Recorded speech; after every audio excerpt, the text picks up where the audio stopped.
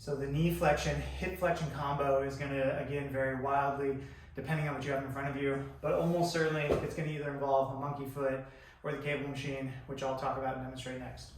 So if I've got my monkey foot on and I've got a weight in there, this one happens to be 5 pounds, what I'm going to do is find something to brace my upper body on. I'm going to have a step forward and a step back. This is basically to make sure that my hamstring is doing all the work as I go through this mechanic versus if my hip comes through and saves the day.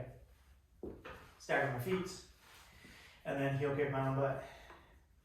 This is something I generally want to keep a bit lighter. I have personally never gone above 20, maybe 25 pounds and recommend, especially when people are beginning, 5 or 10 pounds is plenty. You can always slow it down a little bit and think of a hold plus negative, hold plus negative, and you can really start to kick that hamstring.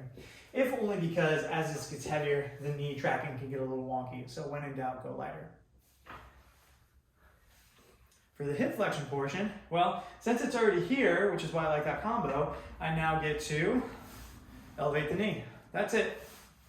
I'm basically trying to make my leg lighter by making my hip flexor stronger. So depending on what your outcomes are, what your sport is, there isn't a whole lot of upside to having heavy legs. Most of the time I want my knee and my leg to be quick, agile, spring-loaded so I can get into whatever my next thing is.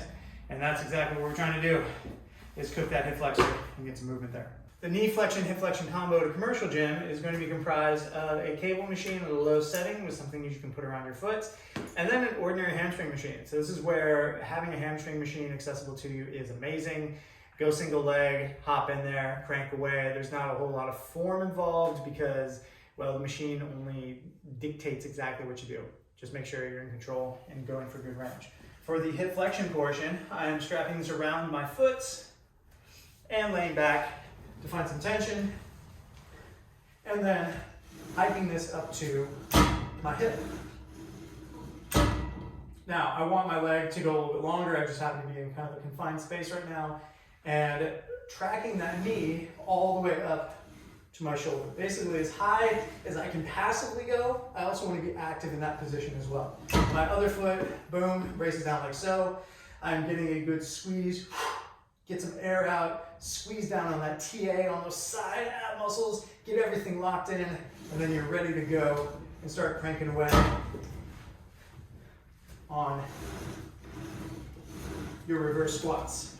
That combo operates as our knee and hip flexion if we happen to be in a commercial gym. When in doubt, I would probably actually go with the monkey foot just because it's going to be the easiest thing that you can control 100%, and you don't have to rely on gadgets and waiting in line and setting things up.